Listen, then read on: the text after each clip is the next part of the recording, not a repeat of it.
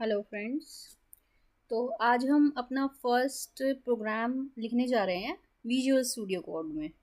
तो नंबर्स को एंटर करवाएंगे यूज़र के द्वारा और उनका सम निकाल कर उसे प्रिंट करवाएंगे। तो फाइल लिखा है, यहाँ पे हम जाएंगे, न्यू फाइल पे क्लिक कर देंगे। फाइल का यहाँ पे नाम दे सकते हैं first dot c. Okay, enter करेंगे। यहाँ पे सेव, जहाँ पे भी आपको सेव करना है वहाँ पे आप सेव कर सकते हैं इसको। तो यहाँ पे मैंने विजुअल स्टूडियो कोड का एक फ़ोल्डर बना रखा है डेस्कटॉप पे, तो वहाँ पे मैं इसको सेव करने वाली हूँ। आप भी इसी तरीके से एक ही जगह पर कोई एक फ़ोल्डर बना दीजिए, उस पर नाम लिखिए जिससे आपको पता लगे कि कौन सी फाइल्स आप इसमें सेव कर रहे हैं। क्रिएट फाइल तो ऑलरेडी एग्जिस्ट करती है, मैं रिप्लेस कर देती हूँ इसको। यस, यहाँ पे ये फाइल खुल गई है। यहाँ पे हम अपना पूरा प्रोग्राम लिखेंगे, देन इसको रन करवाएंगे। तो फटाफट लिखते हैं, इंक्लूड करते हैं हेडर फाइल्स। तो फर्स्टली तो मैं stdio.h, ठीक है, ये वाली फाइल हमें हमेशा ही इंक्लूड करनी होती है। और फाइल्स आप इंक्लूड करते हो या नहीं करते हो वो डिपेंड करता है आप कौन से तरीके का प्रोग्राम लिख रहे हैं।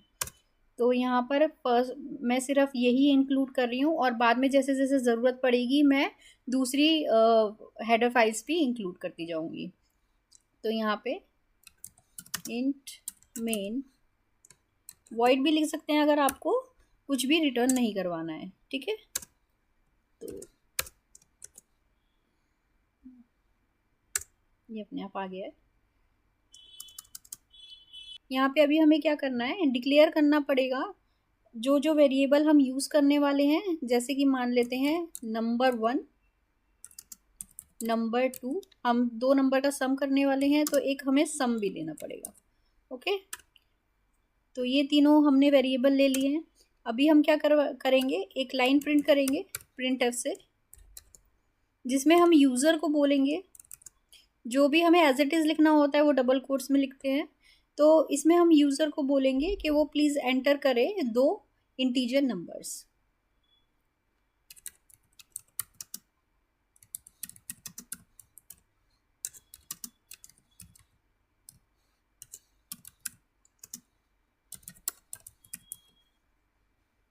स्पेस दे देंगे ताकि देखने में वो सही लगे, नहीं तो इसी के साथ नंबर चिपका हुआ आएगा। अब इसको क्या करेंगे, हम स्कैनर से एक्सेप्ट करवाएंगे। स्कैनर दोनों नंबर एक साथ हम एंटर करवा सकते हैं।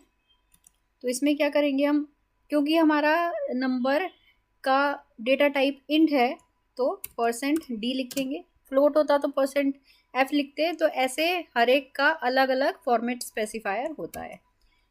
तो ये दोनों हम एंटर करवा रहे हैं।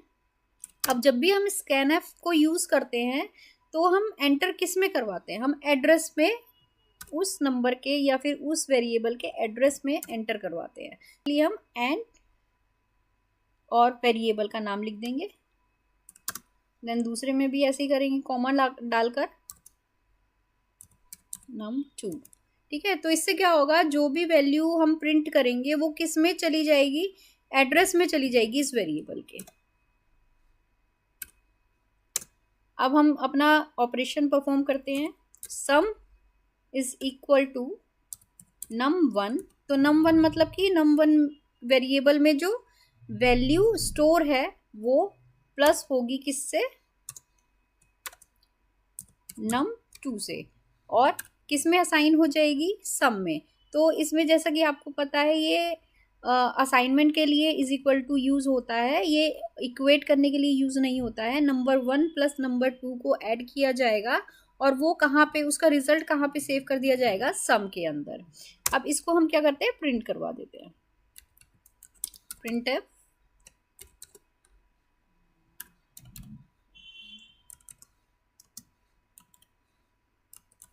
सम इज इक्वल टू, ये इक्वल टू यहाँ पे इक्वल टू ही होगा क्योंकि हम इसको एज इट इज प्रिंट करवा रहे हैं। %d, क्योंकि वो भी जो सम है हमारा वो भी इंटीजर है और किसकी वैल्यू हमें यहाँ पे प्रिंट करवानी है, सम की। ठीक है, तो ये हमारा पूरा हो गया है प्रोग्राम।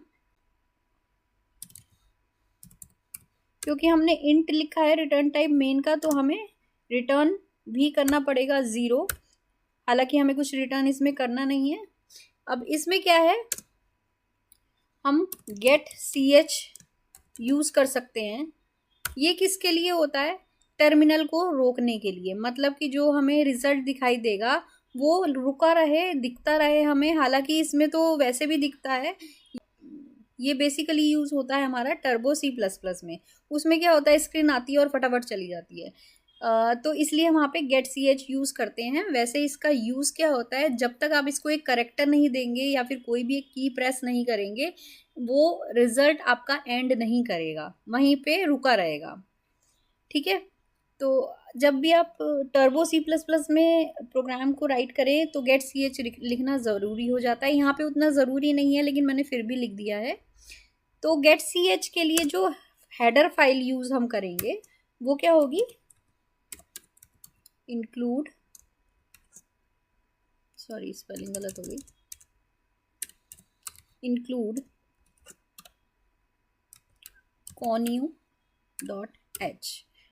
गेट ch फंक्शन को यूज करने के लिए हमें ये हेडर फाइल इंक्लूड करनी ज़रूरी है। अब एक और चीज़ है, एक्चुअली क्या होता है, हम जैसे प्रोग्राम लिखते चले जाते हैं तो उसका रिजल्ट ना टर्मिनल पे ऐड ऑन होता चला जाता है, तो वो बहुत मैसी दिखता है। हमें पता ही नहीं लगता कि हम रिजल्ट जो देख रहे हैं वो ऊपर वाला क्या है, नीचे वाला क्या है, क्योंकि सब मैसअप हो जाता है। तो उसको क्लीन करने के लिए हम एक फंक्शन का यूज़ करते हैं, CLR SCR। लेकिन वो फंक्शन क्या है, एक मिनट, तो हम कौन से फंक्शन का यूज करते हैं, CLR SCR, स्क्रीन को क्लियर करने के लिए, कि आपने जो अभी प्रोग्राम लिखा है सिर्फ उसी का आउटपुट आपको दिखाई दे, प्रीवियस आउटपुट्स आपको नहीं दिखाई दे। लेकिन इस विजुअल स्टूडियो कोड में ये नहीं चलता है, ये वाला फंक्शन सिर्फ टर्बो C++ में चलता है, तो यहाँ पे ये नहीं चलेगा। तो इसकी जगह हम क्या यूज करेंगे, SYSTEM, सिस्टम, और इसके अंदर हमें लिखना पड़ेगा CLS। ओके, CLS लिखेंगे, इसको क्लोज करेंगे। अब इसको यूज करने के लिए भी हमें एक हेडर फाइल की जरूरत पड़ेगी, that is include include Windows. ठीक है, तो .h। तो ये अभी हमारा प्रोग्राम पूरा हो गया है। अब इसका हम रिजल्ट देखते हैं। ये यहाँ पे जब हम प्रेस करेंगे इस एरो को तो ये रन हो जाएगा, कंपाइल हो जाएगा, देन रन हो जाएगा। तो ये आपसे पूछ रहा है, यहाँ पे टर्मिनल पे आ गया है, थोड़ा स्लो हो सकता है।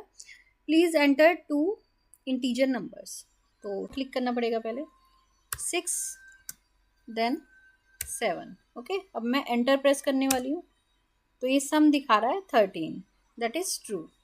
तो देखिए आप यहाँ पर ये एंड नहीं हुआ है अभी, इसका रिजल्ट अभी एंड नहीं हुआ क्योंकि हमने गेट ch का यूज़ करा था। ओके, तो इसको एंड करने के लिए हमें इसको एक करेक्टर देना पड़ेगा, तो ये एंड हो जाएगा। ये देखिए एंटर, मैंने यहाँ पर एक की को प्रेस किया और इसका रिजल्ट गायब हो गया। अब हम इसको अगर दोबारा से चलाएंगे तो हमें प्रीवियस रिजल्ट नहीं दिखेगा, क्योंकि हमने सिस्टम को सिस्टम CLS लिखा था, जिससे ये टर्मिनल क्लियर हो जाएगा।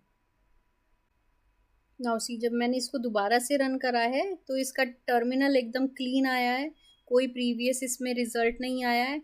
इसको आप दोबारा यूज़ कर सकते हैं। 8 9 एंटर किया तो ये 17 इसका रिजल्ट आ गया। तो यही हमारा छोटा सा प्रोग्राम था। ये सिंपल सा हमने पहले भी किया हुआ है, लेकिन मैंने इसलिए आपको ये करवा के दिखाया है क्योंकि मुझे ये 2-3 चीज़ें आपको बतानी थी कि टर्मिनल आपको क्लीन चाहिए तो आपको सिस्टम CLS लिखना पड़ेगा और इंक्लूड करनी पड़ेगी windows.h की हेडर फाइल, और get ch आपको लिखना है तो connew.h। Thank you.